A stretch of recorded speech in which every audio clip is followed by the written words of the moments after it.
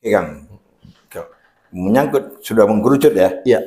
doktrin pertahanan, masalah ke militer ya. Sekarang kita kalau bicara militer kan sebenarnya ada dua sisi ya, selain perang dengan perang lah gitu ya.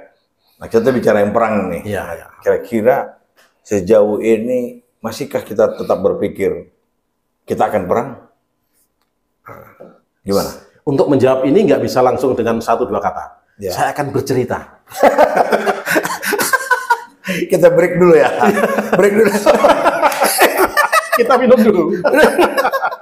Dengan demikian, kalau ada yang mengatakan bahwa kita tidak akan ada perang, itu pernyataan yang bodoh. Mengkerdilkan bangsa sendiri ya. Betul. Kita harus siap untuk perang. Kita harus membangun angkatan bersenjatanya paling tidak selevel dengan negara tetangga kita. Syukur-syukur lebih hebat lagi. Civis pacem parabellum. Civis pacem parabellum. Itu dari filsuf Yunani ya. Iya. Dan kita punya filsuf nggak kalah juga dari tanah Jawa ini. Apa itu? Dikatakan di situ bahwa lebih baik segala sesuatu itu dipersiapkan, tapi dia tidak digunakan. Daripada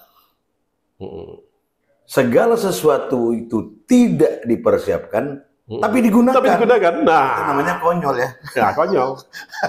Tidak persiapkan, justru masih digunakan kan? Iya. Teladan Nusantara. Sahabat Pojok Tentara, Teladan Nusantara. Hari ini betul-betul saya pening, puyeng. Saya betul-betul ditatar sama guru ya, tenaga ahli pengajar Lemhanas, itu lembaga pendidikan tertinggi lah di negara ini kira-kira gitu. Tadi kita terpotong jedah tentang pembahasan masalah perang ya. Saya ulang lagi pertanyaannya. Mas Agus, saya tanya lagi. Iya. Di zaman sudah semodern ini ya, peradaban sudah maju begini apa? Masihkah kita berpikir akan ada perang lagi? Gimana kira-kira? Ini untuk menjawab pertanyaan ini, tentu saya nggak bisa menjawab ada atau tidak. Itu pertanyaan yang sangat mudah. Tetapi saya akan bercerita dulu, supaya memudah mengambil kesimpulan. Iya. Pada era sebelum Perang Dunia Kedua, tahun 1939, Jerman membangun angkatan bersenjatanya, boleh dikatakan sudah generasi keempat. Ya. Itu membangun angkatan bersenjatanya begitu luar biasa. Padahal itu sudah melanggar perjanjian dia dengan sekutu. Ya. Pada saat akhir Perang Dunia Pertama. Karena dia tidak boleh mengembangkan angkatan bersenjata seperti itu. Demikian juga Uni Soviet. Setelah tumbangnya Tsar Nicholas II, Kekaisaran Rusia tumbang, diambil alih oleh kekuatan komunis setelah perang saudara antara Bolshevik dan Menshevik. Setelah Bolshevik menang, Uni Soviet membangun dirinya dengan angkatan bersenjata yang begitu luar biasa. Polandia, negara yang berada di tengah-tengah antara Jerman dan Uni Soviet boleh dikatakan, tidak sadar diri, terlambat sadar.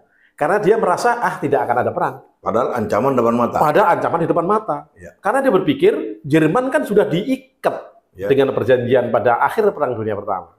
Uni Soviet sebelumnya pernah terjadi perang saudara antara Menshevik, kelompok putih, dengan Bolshevik, yang akhirnya dimenangkan Bolshevik, kelompok komunis, yang akhirnya perwira-perwira dari Menshevik, yang merupakan perwira-perwira profesional dari tentara Kekaisaran Rusia, banyak yang terbunuh. Ribuan perwira terbunuh yang profesional. Sehingga praktis angkatan bersenjata Rusia, atau dalam hal ini Uni Soviet ya, bukan Rusia, tidak profesional. Walaupun kekuatan alutsistanya luar biasa. Ini terbukti, Uni Soviet sebelum Perang Dunia menyerang Finlandia, negara kecil di Skandinavia. Ya. Walaupun akhirnya dia menang, tapi berdarah-darah. Dia mengerahkan begitu banyak alutsista dan lama. Disitulah munculnya sniper terkenal dari Finlandia, itu sniper yang tidak ada tandingannya, yang the best sampai akhir sekarang ini. Jadi, Uni Soviet boleh dikatakan dipimpin oleh perwira-perwira yang tidak profesional. Karena yang profesional sudah banyak yang terbunuh pada saat perang saudara antara Menshevik dan Bolshevik. Pada saat era pasca revolusi komunis di Rusia. Dari melihat Jerman dan Uni Soviet seperti ini, Polandia gagal paham. Ya. Dia telat berpikirnya, nggak akan ada perang. Sehingga Polandia membangun angkatan bersenjatanya, boleh katakan 3-4 klik di bawah Jerman dan Rusia. Angkatan bersenjatanya Jerman dan Rusia boleh dikatakan mungkin sudah generasi keempat, mungkin Polandia masih generasi kedua. Jumlah meriamnya, jumlah pesawat tempurnya, mutu pesawat tempurnya, profesionalisme pilot-pilotnya, bahkan cavalry-nya banyak yang masih menggunakan kuda, seperti perang pada era abad pertengahan. Ya. Bayangkan, ini sudah abad ke-20 ini. Sudah Blitzkrieg tuh, Jerman sudah dengan doktrin Blitzkrieg, dengan menggunakan tank dan propel, atau yang di kita istilahnya artileri bergerak sendiri, GS. Ya. Sudah seperti itu, sementara dia masih pakai kuda. Ya. Telat dia. Akhirnya apa? Menjadi bulan-bulanan Jerman dan Uni Soviet. Hanya dalam waktu 5 hari, tahun 39, itulah yang mencetuskan pertama kali Perang Dunia Pertama. Jerman menyerang Polandia, boleh katakan separuh Polandia. Karena yang separuh diserang oleh Uni Soviet. Hancur dalam waktu 5 hari dia, Polandia. Akhirnya menyerah dia. Separuh dikuasai Uni Soviet, separuh dikuasai Jerman. Bahkan perwira-perwira Polandia, perintah Stalin dibunuh itu di hutan Katyn namanya. Jadi peristiwa Katyn. Perwira-perwira Polandia dibunuh. Setelah ditahan, akhirnya dibunuh satu-satu, dikuburkan di Katyn. Inilah menjadi, boleh katakan menjadi sejarah kelam Uni Soviet, penaklukan Uni Soviet terhadap Polandia. Ini menggambarkan bahwa Polandia gagal paham. Dia telat membangun angkatan bersenjatanya, karena merasa tidak akan ada perang lagi. Ya. Dengan demikian, pertanyaan dari Uda Am tadi akan saya jawab bahwa ada gium civis pacem parabellum, Ya. ada gium yang sangat lama. Ya. Kalau mau damai, bersiaplah untuk perang, kan? Perang. Itu masih sangat berlaku bagi sekarang ini. Jangan merasa bahwa kita tidak akan ada perang. Membangun angkatan bersenjata itu sangat lama, membutuhkan waktu yang lama dan biaya yang besar, Ya. pelatihan yang besar, Ya. pelatihan yang masif, Ya. alutsista yang banyak. Sementara alutsista tidak bisa kita buat sendiri banyak. Belum lagi mensinkronisasikan Iya. antar senjata. Antar kesenjataan, Ya. antar matra. Belum merubah lagi taktik sesuai dengan Perkembangan modern ya. Merubah doktrin otomatis juga, Ya, karena pasti. perkembangan alutsista, doktrin harus berubah. Dengan demikian, kalau ada yang mengatakan bahwa kita tidak akan ada perang, itu pernyataan yang bodoh. Mengkerdilkan bangsa Mengkerdilkan. sendiri ya. Betul. Kita harus siap untuk perang. Kita harus membangun angkatan bersenjatanya paling tidak selevel dengan negara tetangga kita. Syukur-syukur lebih hebat lagi. Civis pacem parabellum. Civis pacem parabellum. Itu dari filsuf Yunani ya. Iya. Dan kita punya filsuf nggak kalah juga dari tanah Jawa ini. Apa itu? Dikatakan di situ bahwa lebih baik segala sesuatu itu dipersiapkan, tapi dia tidak digunakan. Ya. Daripada segala sesuatu itu tidak dipersiapkan, tapi digunakan. Tapi digunakan. Nah, Itu namanya konyol ya. ya konyol. Tidak persiapkan, justru masih gunakan kan? Iya, iya, Nah, iya, Itu menurut saya Ya. sesuatu pernyataan yang benar. Di samping kita membangun tadi kekuatan alutsista, apapun segala macam segalanya, tentu yang paling penting lagi kita bisa menyiapkan mandala perang kita. Ya. Itulah yang kalau bahasa dalam apa ya, kalau saya salah dikoreksi ya. Kalau ini guru kita ini, sahabat. Jauh sekali ilmu kita di bawah beliau. Apa betul yang disebut dengan pemberdayaan wilayah pertahanan? Mungkin itu ya. Sedini mungkin kita persiapkan. Persiapkan. Ya. Betul. Karena doktrin kita kan pertahanan kan? Ya. Kita tidak ingin menginvasi negara lain. Ya. Kita memang diajarin dalam operasi-operasi gabungan, ada operasi amfibi, ada operasi lintas udara, ada operasi darat gabungan segala macam, ada operasi laut gabungan, operasi penyekatan laut, itu adalah gabungan. Ya, operasi udara gabungan. Itu adalah merupakan jenis-jenis operasi gabungan. Itu kan kelihatannya kita akan menginvasi sesuatu kan. Ya. Operasi amfibi, amphibious operasi itu kan untuk mengambil sesuatu daerah. Ya. Tetapi operasi di sini adalah dalam rangka pertahanan. Ya. Apabila daerah kita diambil oleh lawan, itu akan kita ambil lagi. Ya. Jadi kita bukan menginvasi Ya. negara lain. Ya. Dengan doktrin pertahanan kita, tentu untuk mempersiapkan perang tidak bisa sehari 2 hari. Ya. Dinyatakan perang baru kita siap, itu salah. Ya. Pemberdayaan wilayah pertahanan itu harus sedini mungkin kita persiapkan. Ya. Maka tidak salah apabila Tentara Nasional Indonesia kita memberdayakan wilayah pertahanan dulu ya dari mulai sekarang. Ya. Karena dalam rangka peperangan itu banyak yang bisa dimobilisasi. Ya, betul. Tentu itu ya. Dan paling utamanya adalah kesiapan wilayah dalam memfasilitasi perang. Ya. Kalau perang itu kan nggak seenak udalnya kan. Ya. Perang terus dibom di mana-mana. Ya. Kan ada hukum perang. Ya. Tentu kalau kita bilang orang bertinju itu Ya. ringnya disiapkan. Ya. Nggak boleh perang di luar ring itu ya. Ya. Itu kira-kira Ya. dalam rangka wilayah pertahanan kita seperti itu. Tapi Ya. demikian juga pemberdayaan wilayah pertahanan kita ini dalam rangka untuk menangkal Ya. kemungkinan invasi lawan juga bisa. Ya. Itu Karena makanya untuk kalau bahasa teritorialnya kan rak Ya. juang. Ya, hara juang. Ya. Ruang, alat, dan kondisi juga. Ya, Nah, ruangnya kita menyiapkan, disiapkan, alat juangnya, alatnya manusia disiapkan, kondisinya disiapkan. Ya. Makanya masyarakat harus kita beri pengertian. Ya. Apa sih tugasnya tentara di era damai gini? Ya mempersiapkan perang. Iya. Dan mempersiapkan perang, Ya. doktrin perang kita itu kan perang semesta. Ya. Nah, Perang rakyat semesta kan? oke. Jadi sifatnya kesemestaan Iya. dan melibatkan seluruh rakyat. Ya, totalitas semua komponen bangsa terlibat. Iya. Walaupun Tidak hanya berbeda-beda komponen utama peran. saja. Ya. Makanya kita kan buat 3 komponen kan, komponen utama, Ya. komponen cadangan, komponen pendukung. Itu sekarang Jadi sedang, harus persiapkan semuanya. sedang digalakkan tuh Ya. balacan itu ya. Iya, oleh Kementerian Pertahanan. Harus kita dukung, masyarakat semua harus kita dukung. Bukan berarti ini militerisasi, ini militeristik. Ya. Bukan. Ya. Karena kalau kita tidak mempunyai angkatan bersenjata yang kuat, Ya. tidak mempunyai wilayah pertahanan yang disiapkan dengan baik, Ya. bargaining position kita di dunia internasional juga nggak ada. Ya. Kalau bargaining position kita nggak ada, kita nggak dihargai oleh negara lain. Ya. Kalau kita nggak dihargai negara lain, termasuk Anda rakyat yang bekerja ke luar negeri, bersekolah ke luar negeri, juga tidak akan dihargai oleh negara Ya. lain. Coba sekarang ini, negara superpower hebat.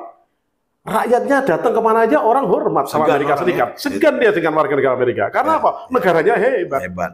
Lah kalau negara Indonesia hanya bisa ngirimkan pembantu rumah tangga, Ya. ya nggak hebat. Makanya kita harus bangun angkatan bersenjata kita menjadi hebat kita. Wah gitu. Nah, tentu ini kita bicara militer ya, lebih dalam ya. Dengan kita mempersiapkan peperangan, tentu kan ada instrumen dalam Ya. peperangan itu. Ya. Kita mempersiapkan apapun ya. Baik rencana-rencana perang itu tentunya kan, rencana kontingensi, kemudian rencana kampanye militer. Ya. Nah, mungkin bisa dijelaskan sedikit tuh bahwa kalau peperangan kan tidak mungkin hanya satu operasi gabungan saja. Ya. Bisa gabungan dari operasi Ya. gabungan. Ya. Itu yang disebut dengan Kampanye militer. kampanye militer. Ya. Military campaign. Ya. Pernahkah negara kita ini melakukan kampanye militer? Oh ya, ada pernah. Di mana Jadi begini, ya? saya akan cerita. Kita sudah berkali-kali Panjang lagi melaksanakan ceritanya ya. Minum dulu. Sahabat, kampanye militer itu bukan militer berkampanye. kampanye pemilu. Ini biar kita tahu dulu nih, apa ini kampanye Jadi militer ini. secara istilah kita sampaikan bahwa Ya.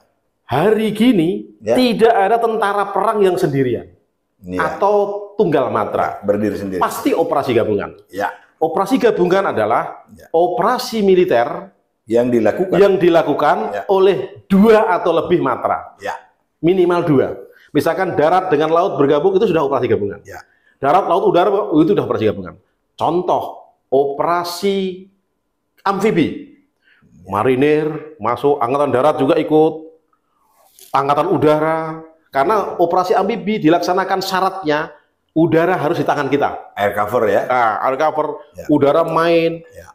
Kemudian setelah direbut, dilanjutkan pendudukan, kemudian dilanjutkan operasi darat gabungan. Ya. Operasi darat gabungan juga operasi gabungan. Ya. Didukung oleh laut, Ya. didukung oleh udara. Karena dia harus melalui lintas laut. Ya. Pada Itu- saat di laut, ya. panglimanya angkatan laut. Ya. Itu gabungannya Itu ya. dari itu operasi lintas laut gabungan. Iya. Jadi operasi gabungan bermacam-macam. Ada operasi laut gabungan, operasi penyekatan laut, operasi udara strategis, operasi linut, operasi amfibi, operasi darat gabungan, operasi pertahanan udara. usaha pertahanan udara, itu semuanya operasi gabungan. Ya. Operasi gabungan itu tergabung menjadi satu dalam suatu misi tertentu, itulah yang dinamakan kampanye militer. Jadi kampanye militer itu adalah penjumlahan dari beberapa operasi gabungan. Ya, boleh dikatakan lebih simpelnya begini nih. Memang nomenklatur itu terdefinisi bermacam-macam dia. Iya. Gabungan dari operasi gabungan. Mungkin ya. Bisa dikatakan gabungan dari beberapa operasi gabungan. Sementara operasi gabungan itu beberapa matra. Minimal 2 matra. Ya, darat, angkatan darat, laut, udara minimal 2. Itulah namanya. Kita pernah perang itu. Pernah. Di mana? Pertama kali kita melaksanakan kampanye militer pada tahun 58 pada saat peristiwa PRRI dan Permesta. Di Padang. Di perebutan Padang. Operasi 17 Agustus. Di Kampung Uda ini kan. Yang dipimpin oleh Jenderal Ahmad Yani. Waktu itu masih kolonel. Kemudian perebutan Rio, Pekanbaru, yang dipimpin oleh Kaharudin Nasution. Nah, itu operasi gabungan karena ada operasi amfibi, operasi penerjunan, merebut tabing. Linut. Itu linut. Kemudian dilanjutkan operasi amfibi. Lintas udara. Kemudian ada strafing dari pengeboman dan strafing dari angkatan udara kita, AURI kita. Jadi itu operasi gabungan itu. Dan operasi gabungan ini ditambah dari Pekanbaru, Rio merebut Simpang 3, merebut Pekanbaru, merebut Siak, segala macam, itu operasi darat gabungan. Gabungan dari bermacam-macam operasi gabungan, itu operasi kampanye militer. Kampanye militer yang di Sumatera Barat dinamakan Operasi 17 Agustus. 17 Agustus ya. Kemudian pada saat merebut Pekanbaru, terutama operasi Linut merebut pangkalan udara pangkalan udara Simpang 3 kalau nggak salah, di dekat Pekanbaru dekat Bangkinang kalau nggak salah ya. Itu sedangkan operasi Linut. LB Murdani pada saat itu Letnan 1 atau Kapten. Belum pernah terjun. Itulah pertama kali dia terjun, langsung terjun operasi. Makanya dapat merah ada bintang merahnya. Bintang sakti ya. Bintang saktinya dia pada saat Trikora nanti. Di situ nggak bintang sakti dia. Jadi belum pernah terjun, sekalinya terjun di daerah operasi yaitu langsung berperang ya. Langsung di wing terjunnya langsung merah. Dan pada saat itulah gugur salah satu kapten. Waktu itu masih Letnan 1 dari RPKAD yang dinamakan Letnan 1 R.A. Fadila. Sekarang menjadi Kapten Anumerta R.A. Fadila, yang namanya sekarang dijadikan menjadi jalan utama di Cijantung, Kopassus. R.A. Fadila. Itulah yang menjadikan bapak saya mengasih nama saya Agus Arif Fadila. Diambilkan dari ini intermezzo R.A. Fadila. Betul ini. Betul. Jadi bapak saya tanya, kenapa saya dikasih nama Fadila? Karena dulu ada kapten dari RPKAD yang gugur pada saat merebut Pekanbaru. Namanya R.A. Fadila. Arifnya dari mana? Arifnya dari Arif Rahman Hakim yang gugur ditembak tentara waktu itu pada saat pasca G30 PKI demonstrasi untuk membubarkan PKI. Arif Rahman Hakim, mahasiswa kedokteran Universitas Indonesia. Nah, berarti saya lahir setelah kejadian ditembaknya itu.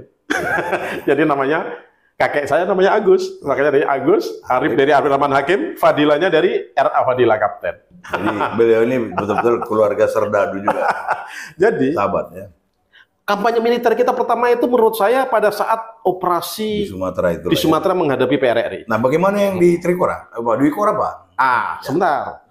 Kemudian Permesta di Manado. Perebutan apa namanya itu? Bandar Udara Manado namanya. Dulu namanya bukan Samratulangi, istilahnya Bandara Manado itu. Itu kan dengan operasi Linut, operasi itu juga merupakan kampanye militer. Tapi ada yang lebih duluan lagi. Yaitu pada tahun 50 pada saat operasi RMS di Ambon. Itu sudah kampanye militer. Karena itu ada operasi gabungan. Kita sudah melaksanakan operasi gabungan pertama kali dan kampanye militer pertama kali pada saat RMS itu. Yang kedua baru Pere River Westa. Yang ketiga baru Trikora, kemudian Dwikora, dan kemudian Timor Leste pada saat perebutan Dili. Itu sudah operasi gabungan. Nah, kemudian dilanjutkan operasi darat gabungan, itu sudah merupakan namanya sudah kampanye militer. Karena sudah ada 2 operasi gabungan. Nah, jadi kita sudah beberapa kali melaksanakan operasi gabungan. Berarti doktrin kampanye militer yang ada sekarang yang dipakai di sekolah-sekolah TNI itu mungkin diambil dari situ pembelajarannya itu ya. Betul. Termasuk mungkin yang di Dili mungkin. Ya. Yang otomatis. operasi Seroja ya. Ya, tetapi tentu dengan alutsista sekarang yang berubah, pesawat pengangkut kita mungkin yang lebih canggih, daya tembak kapal kita dengan BTK-nya, bantuan tembakan kapal mungkin yang lebih jauh, tentu doktrin-doktrin harus mengalami penyesuaian. Tidak bisa doktrin operasi gabungan amfibius misalkan. Ya kita kan meniru-niru operasi pendaratan di Normandia. Kalau kita meniru itu persis ya nggak bisa karena alat kita sudah berkembang jauh. Tetapi paling tidak kita sudah beberapa kali melaksanakan operasi gabungan dan kampanye militer. Tapi yang paling besar sebetulnya adalah Trikora. Nah, ini saya ceritakan. Sebetulnya Trikora kita itu belum mencapai pada taraf operasi gabungan. Yang kita laksanakan operasi-operasi Trikora sampai akhirnya mereka mau duduk di meja perundingan karena dipaksa Amerika, itu kita baru melaksanakan operasi pendahuluan. Jadi sebelum kampanye militer, itu ada namanya operasi pendahuluan. Jadi kita memasukkan atau menyelundupkan sukarelawan-sukarelawati kita ke daratan Papua. Operasi bukan itu baru operasi pendahuluan. Itu belum operasi gabungan, itu baru operasi pendahuluan. Tapi operasi pendahuluannya merupakan operasi gabungan karena ada darat, laut, udara yang bermain. Jadi belum bertempur, belum intinya itu baru operasi pendahuluan, tapi sudah akhirnya Amerika memaksa Belanda untuk duduk di meja perundingan. Karena apa? Untuk sampai sekarang ini, untuk kampanye militer, operasi pendahuluan itu penting. Contohnya Amerika. Pada saat Perang Teluk kedua, Perang Teluk pertama kan merebut atau membebaskan Kuwait. Operasi kampanye militer itu berhasil. Itu operasi pendahuluannya tidak terlalu lama. Tapi untuk Perang Teluk kedua, operasi pendahuluannya bukan seperti kita menurunkan relawan. Operasi pendahuluan itu bermacam-macam. Bisa operasi intelijen, bisa mengirimkan sukarelawan-sukarawati. Termasuk kita pas saat Dwikora mengirimkan orang-orang untuk ngebom. Itu operasi pendahuluan sebetulnya. Belum perang yang sebenarnya. Semua itu untuk kesuksesan operasi sebenarnya nanti. Operasi intinya dalam kampanye militer. Amerika pada saat menumbangkan Saddam Hussein, operasi pendahuluannya berapa tahun? Dari 2003 sampai 2000 berapa tahun itu? Pada saat pertama kali merebut Kuwait atau membebaskan Kuwait kan pada tahun 2002 kan? Operasi menumbangkan Saddam Hussein tahun berapa? Kalau tidak salah sekitar 2006, 7. Berarti kan sekian tahun. Sekian tahun itulah Saddam Hussein dan Irak dikepung dengan area zona larangan terbang.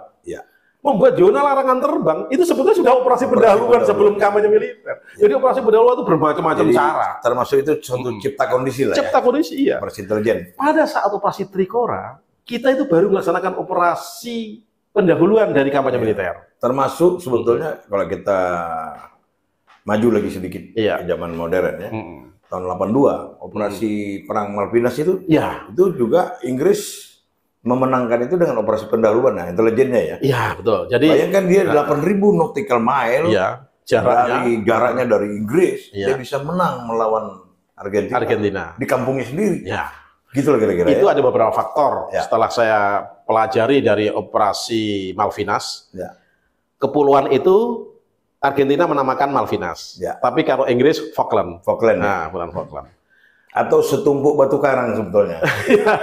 Tapi terjadi dari bermacam-macam pulau. Itu kepulauan itu dari beberapa pulau. Direbut oleh Argentina. Nah, dan Inggris mempersiapkan untuk operasi ini itu cukup lama. Karena sampai memobilisasi kapal-kapal yang berupa kapal sipil menjadi kapal militer kan. Memobilisasi itu kan nggak lama. Memobilisasi itu adalah bagian dari kampanye militer sebetulnya. Nanti kita misalkan operasi pendahuluan juga. Jadi Inggris kenapa kok bisa menang? Secara sebetulnya generasi perang, alutsistanya Argentina dengan Inggris itu nggak jauh berbeda. Ya, Pesawatnya, walaupun mereknya judul beda, tapi kemampuan sama. ya. Rudal, kapal selam. selamnya, cuma jumlahnya berbeda. Ya, ya, Kenapa Argentina begitu kewalahan? Padahal Argentina dekat dengan induk pasukan. ya, Karena Argentina kalah di intelijen. ya. Karena Inggris dibantu oleh intelijen Amerika melalui satelit. Dan ini yang tidak dipunyai oleh Yang dia sudah mulai dari beberapa tahun sebelumnya. Inilah yang tidak dipunyai oleh Ya, Argentina. Jadi Argentina itu kalah dalam intelijen. Akhirnya operasi-operasi laut dia, operasi-operasi dia yang efektif itu kan operasi serangan udaranya terhadap kapal-kapal Inggris. ya. Seperti contohnya tenggelamnya kapal Mirage ya. Sheffield ya. Ya, Itu kan ditembak oleh Exocet kan, ya, oleh angkatan udara kan. ya. Torpedonya itu ditembakkan bukan dari kapal selam tapi dari pesawat. Ya. Nah, paling efektif itu adalah angkatan udara Argentina. Maka yang Argentina kalah, tapi angkatan udara Argentina mendapatkan penghargaan yang luar biasa di dunia. Ya, ya. Karena keberhasilan operasi-operasi udaranya. Terutama operasi serangan dari udara terhadap kapal-kapal Inggris dan terhadap tentara-tentara Inggris yang ada di daratan. Potong sedikit, Kang. Iya. Kembali ke tadi pertanyaan itu ya.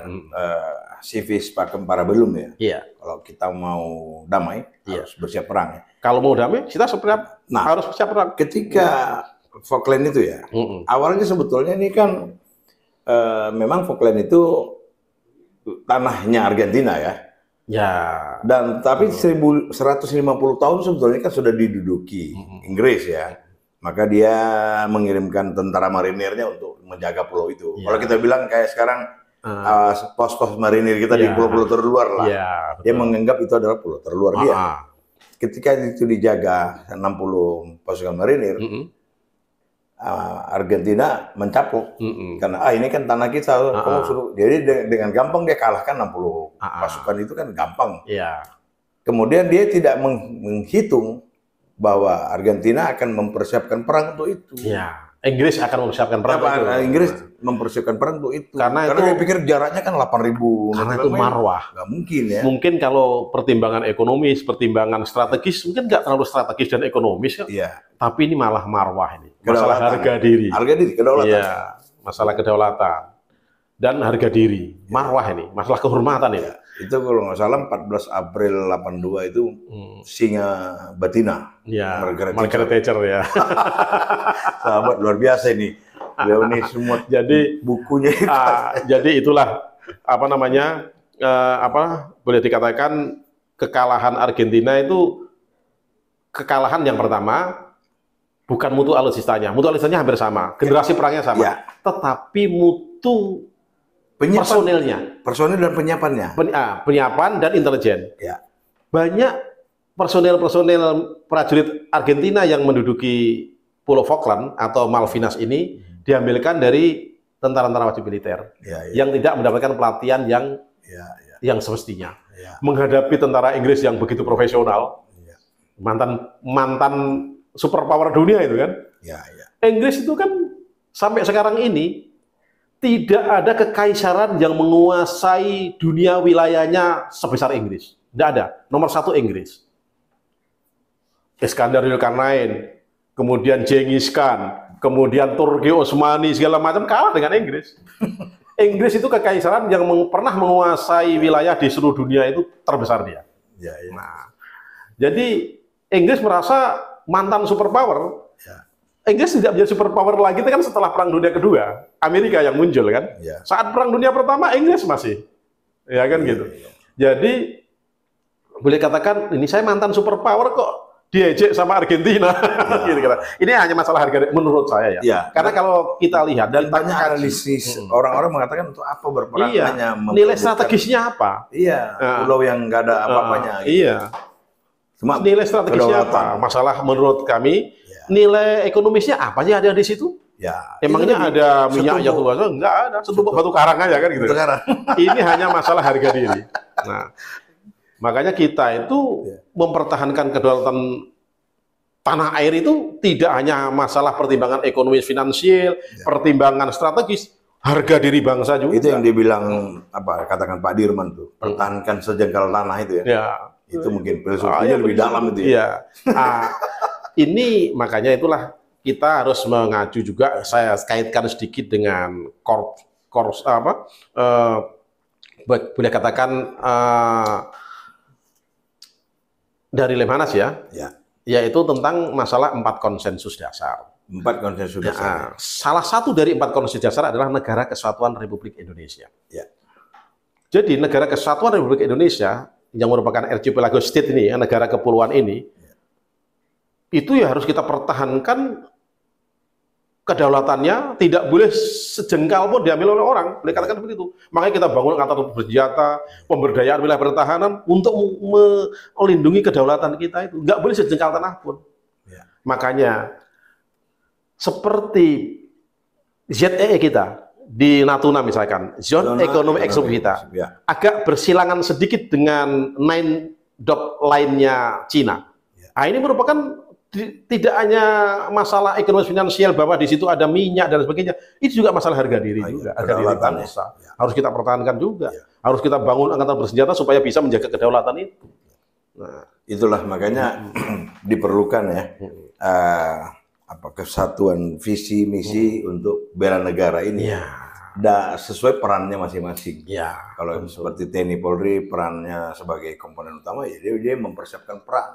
Komponen pendukung lainnya apa dia mempersiapkan untuk yang seperti tadi itu kan menyiapkan mandala operasi, membantu operasi pendahuluan, dan yang paling penting ya tadi itu semua negara pasti punya rencana kampanye militer, military campaign, dan di kita tentu kan sudah ada kogab ya, komando-komando gabungan. Ini kan pada saat kita Sesko TNI kan dibicarakan tuh. Waktu itu kan kita membahas tentang pembangunan Kogab Wilhan ini.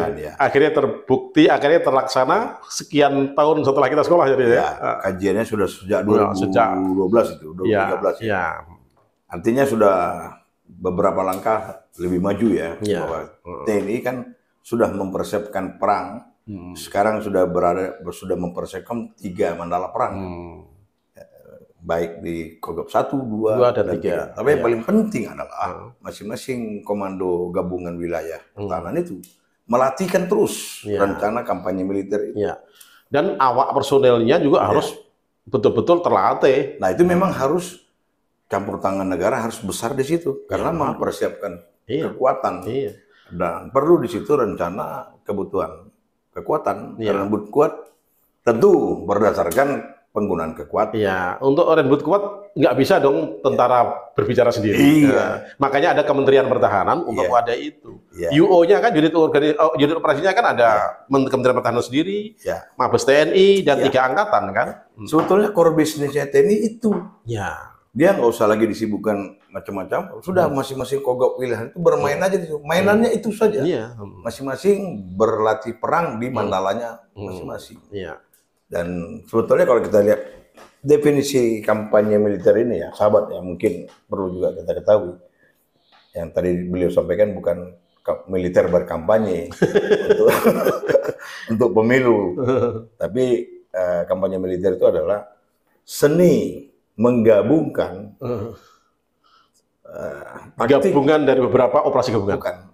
Seni menggabungkan taktik dan teknik bertempur dengan doktrin pertahanan negara dalam rangka merebut center of gravity. Itu sebetulnya apanya. Nah, dia melalui operasinya adalah penggabungan dari beberapa operasi gabungan. Itu tuh tentunya. Makanya kita harus mahir betul, paham betul tentang kampanye militer itu. Masing-masing prajurit itu menguasai tugasnya saja. Ada 9 ya. Apanya? Operasi gabungan. Bukan, yang menentukan kampanye militer itu kan ada 9. Stakeholder ya. Stakeholder. Bukan semua kementerian TNI, bukan hanya Panglima TNI. Tentu presiden, presiden, Kementerian Pertahanan, Menteri Pertahanan, Menteri Luar Negeri, Menteri Dalam Negeri, Polhukam, Menteri Dalam Negeri. Jadi yang pada saat rapat kampanye militer itu bukan hanya tentara saja.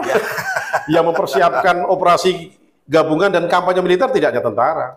Contohnya, pada saat melaksanakan operasi Trikora, untuk merencanakan kampanye militer, itu beberapa tahun sebelumnya ada misi Yani, ada misi Nasution, berangkat ke timur maupun ke barat lah ke Ceko, ke Rusia untuk membeli alutsista. Ya. dalam rangka kampanye militer Trikora. Iya. Jadi kampanye militer itu bukan diselenggarakan atau direncanakan setahun 2 tahun, enggak, itu lama.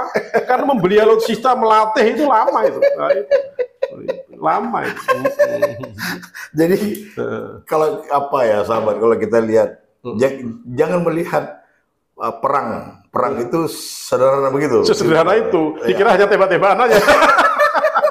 Beda perang dengan tempur ya. Iya. Nah, kayak Battle dengan war itu ya, beda.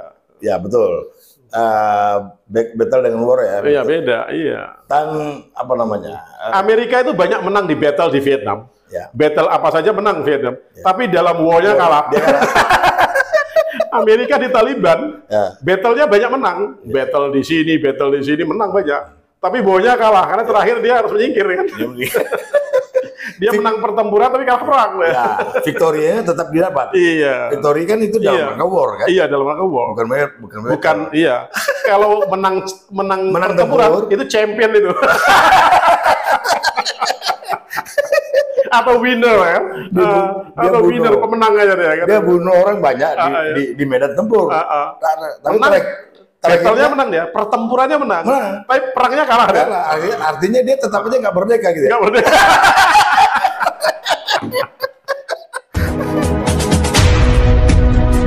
Teladan Nusantara.